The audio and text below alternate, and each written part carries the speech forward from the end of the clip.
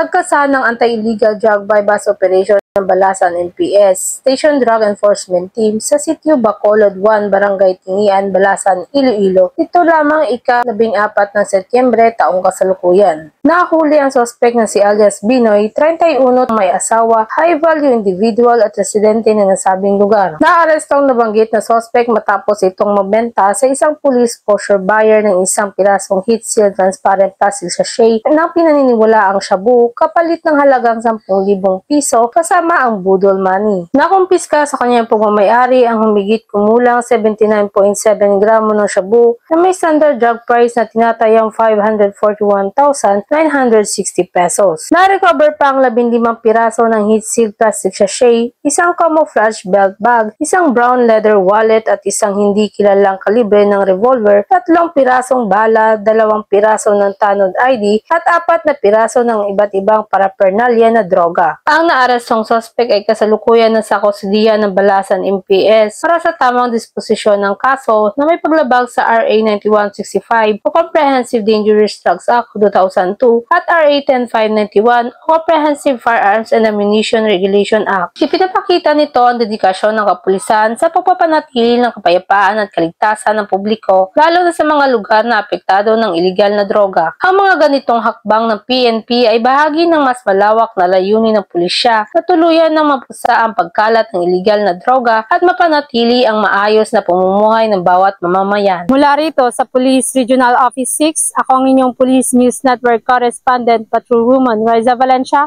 alagad ng batas, tagataguyod ng Balitang Pulis.